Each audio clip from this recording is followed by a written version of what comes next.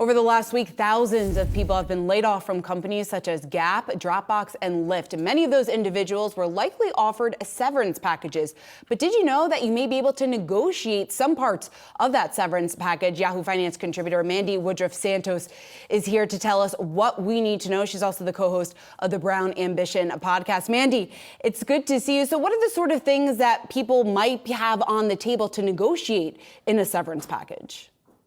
Right. Well, I think in the first place, if you get a severance package, be grateful because it is not necessarily a requirement, although it is becoming a trend.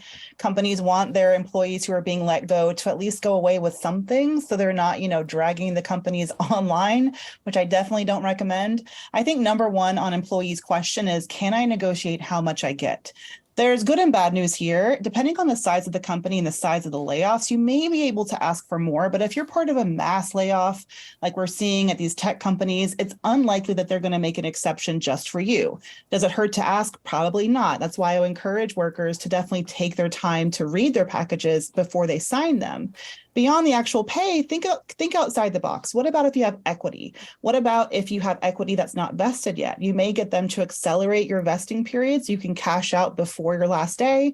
What about checking to be sure that they are adding up your unused vacay and your vacation and sick days so that you're getting paid accurately for those? You can also ask for things like job placement assistance, resume coaching, health benefits. If you're not happy with how long they continue to cover you under your health plan and you have a great case, like if you have someone in your family or including yourself who, has a super, a high need for that kind of health care, you may ask them, can I have additional time where you are covering my policy?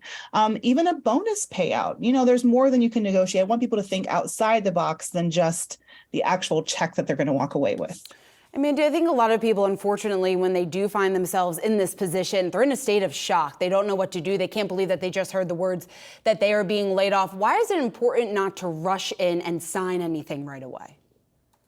Well, of course, I don't think anyone should be signing any legal document in a state of high intensity emotion, which no matter if you saw it coming or it's the first you've heard of it and they were totally blindsided, you're going to be going through the feelings. And I want you to have time to do that. With a severance package, especially, there's usually not a need for you to sign it right away. And whether it's you taking 24, 48 hours to just read it through thoroughly with your partner, with your family, to be sure you understand the ins and outs of it, or you may even want to have, an attorney who potentially on a pro bono basis might just review it for you.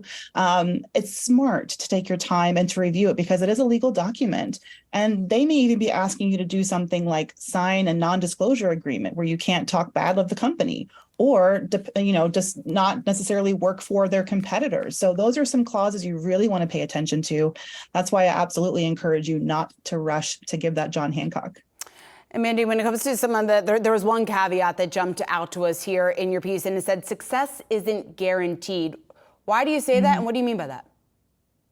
Well, I think with any negotiation, you have to think about how much leverage do you have in this situation. And I think in the position of someone who's being let go, but given a severance package, the company may feel, hey, look, we're giving you something. It may not be what you would love.